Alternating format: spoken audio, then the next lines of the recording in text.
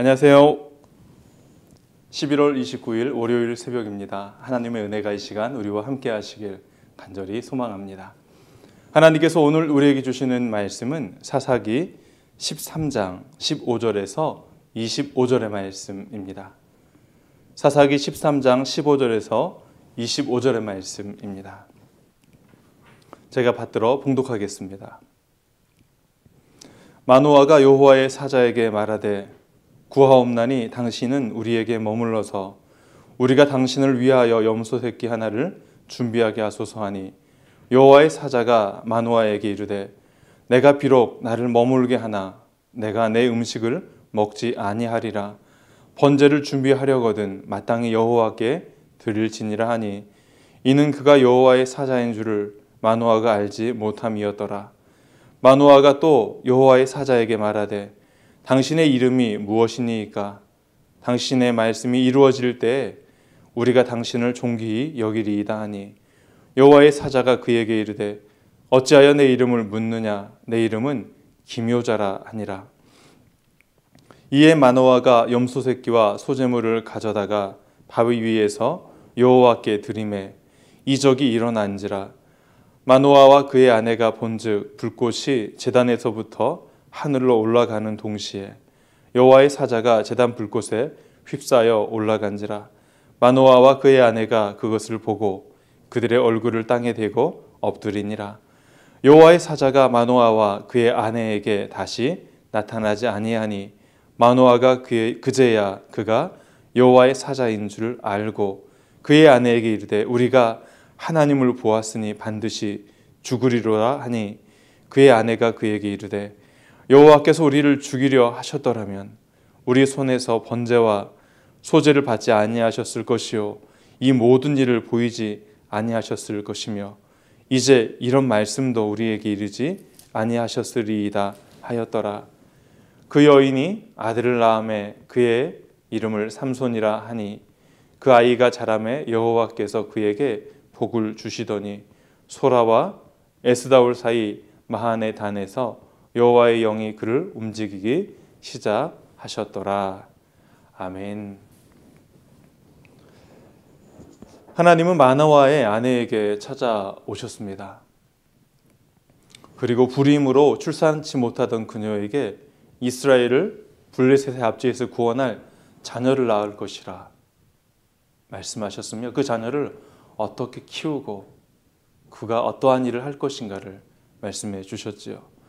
마노아의 아내는 자신에게 일어난 그 일을 남편에게 이야기를 했고 남편은 여호와께 기도하며 다시 한번 그 사람을 보내달라고 이야기를 합니다.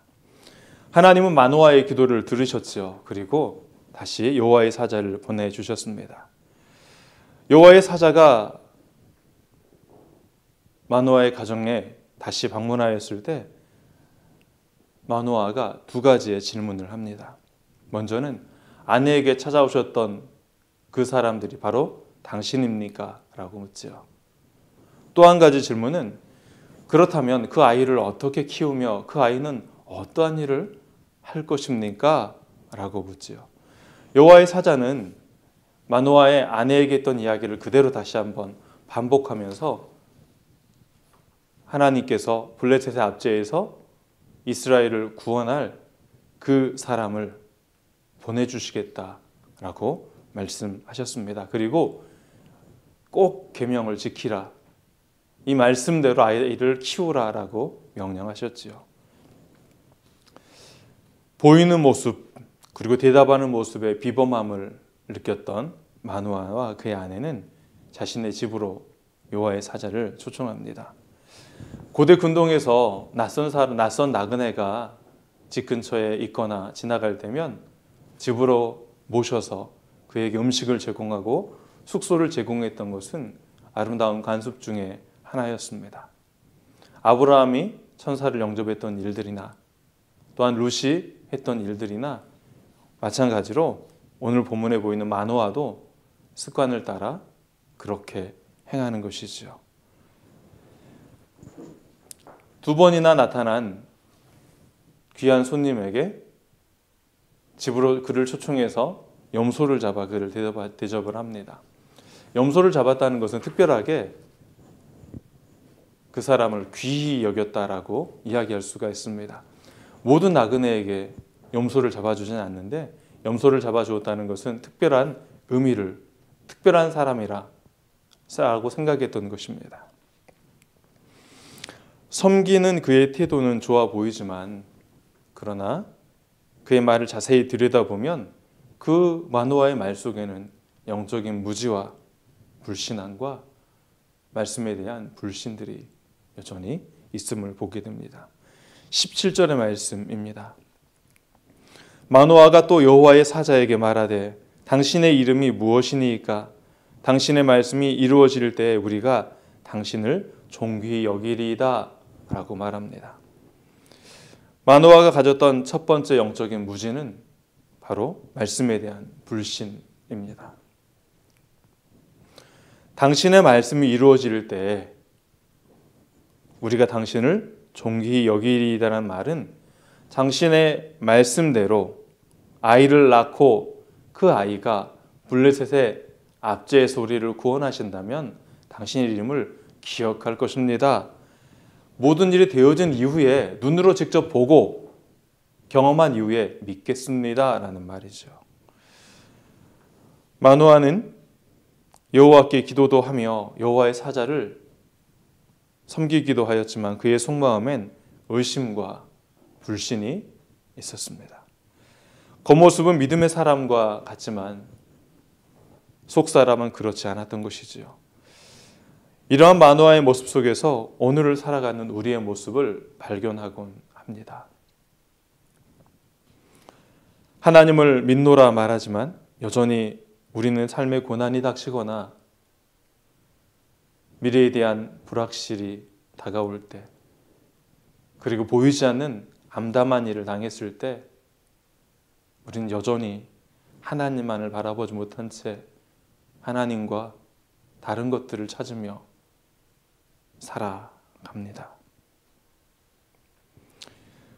겉모습은 믿음의 사람처럼 보이지만 우리의 속사람은 하나님에 대한 불신과 때로는 염려와 두려움, 우리에게 주어진 많은 일들에 대한 걱정으로 그러한 것들을 같이 가지고 살아가는 것이죠. 믿음을 가지고 불신을 같이 행하며 이 두 마음이 한꺼번에 내 마음속에서 그렇게 우리를 지배하며 또한 그러한 갈등을 경험하며 우리는 살아가고 있습니다.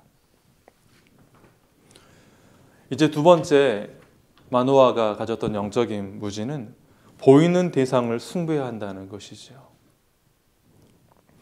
부림의 아내가 임신을 하고 이스라엘을 구원할 아이가 태어날 것이라는 말은 누가 보아도 사람이나 선지자가 할 이야기가 아니라 그 일을 행하시고 명하시는 분이 여호와 하나님이심을 느낄 수도 깨달을 수도 있을 텐데 마노아는 눈앞에 보이는 하나님의 용모를 가진 여호와의 사자를 숭배하고자 하는, 섬기고자 하는 마음을 가졌던 것입니다. 이러한 마노아의 의도를 파악한 여호와의 사자는 이렇게 말하죠. 내가 이 가정에 머물 수는 있으나 음식은 먹지 않겠다. 그리고 하나님께 번제를 드릴 것이면 나에게 드릴 것이 아니라 여호와 하나님께 번제를 드리라 라고 말하며 마노아의 심령 속에 있는, 내면 속에 있는 잘못된 오해를 바로잡아 주셨습니다. 하나님은 마노아의 내면을 아시듯 우리의 내면을 알고 계시는 분이십니다. 그리고 마노아를 바른 길로 인도하여 주셨듯 우리의 마음을 하나님께서 원하시는 바른 길로 인도하시며 이끄시는 분이심을 여러분 기억하시길 바랍니다. 여호와의 사자의 말을 듣고 마노아가 번제와 소제물을 드릴 때 이적이 발생합니다. 20절을 보겠습니다. 불꽃이 제단에서부터 하늘로 올라가는 동시에 여호와의 사자가 제단 불꽃에 휩싸여 올라가고 그 모습을 보던 마노아와 그의 아내는 얼굴을 땅에 대고 엎드렸다라고 표현하고 있습니다. 번제와 소제물을 하나님께 올려드리자 제단에서 불꽃이 올라와 하늘로 올라가고 그 불꽃에 휩싸여 여호와의 사자가 하늘로 올라갔다는 것이죠. 하나님께서는 마노아의 믿음과 마노아의 영적인 무지와 그러한 것들을 알고 계셨지만 하나님은 하나님의 일을 행하셨습니다. 그때서야 비로소 하늘로 올라간 이들이 여호와의 사자인 것을 깨닫게 되어집니다. 이전보다 조금 더 나아졌지만 여전히 마노아는 영적인 무지 속에 갇혀 있습니다. 그는 하나님을 보았으니 이제는 죽을 것이다 라고 말을 하며 두려워합니다. 그러나 그의 아내는 자신들에게 일어난 일들을 하나하나 돌이켜볼 때 우리가 만약에 죽었다면 진작에 벌써 죽었을 것이며 이러한 일들을 보여주지도 말씀하시지도 아니하셨을 것이다 라고 이야기를 하며 남편을 안심시키지요. 이제 24절과 25절을 보면 이제는 마노아의 아내가 어떠한 믿음이 있었던지 어떠한 상태에 처해져 있었던지 그것과 관계없이 하나님은 하나님의 일을 그대로 행하여 주십니다. 여인이 아이를 낳고 아이가 자라는 동안 여호와께서 복을 주시고 여호와의 영이 삼손을 움직이기 시작합니다. 하나님은 자신의 말씀을 이루시는 분이십니다.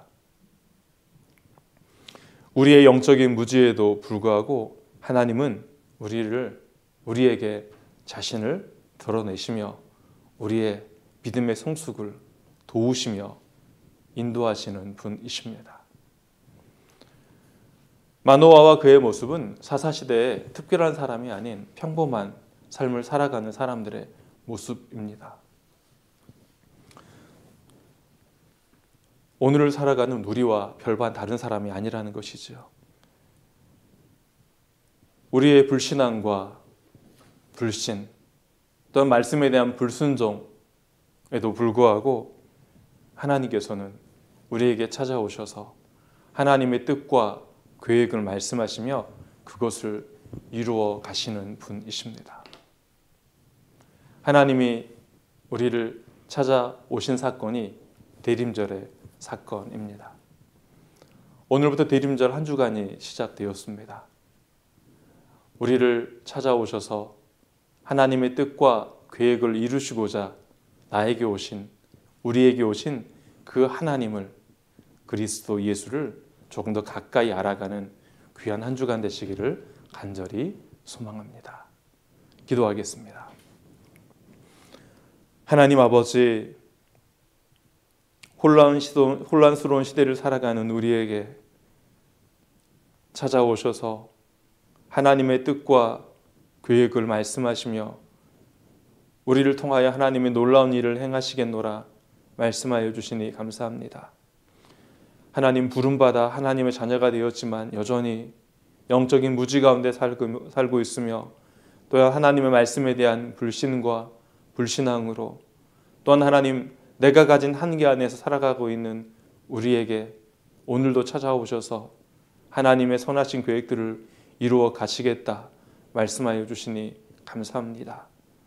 이 한 주간을 살아갈 때 지나온 세월보다는 이 한 주간이 보다 하나님께 가까이 나아가는 시간이요 하나님을 깊이 있게 만나는 귀한 은혜의 시간 될 수 있도록 인도하여 주옵소서. 우리의 건강을, 우리의 가정을, 우리의 삶의 터전을, 몸된 주의 교회를, 이 나라와 이 민족과 선교지를 하나님의 손에 맡겨드립니다. 주님, 함께하여 주옵소서. 우리의 삶의 주인 되시며 모든 것 되시는 예수님의 이름으로 간절히 기도합니다.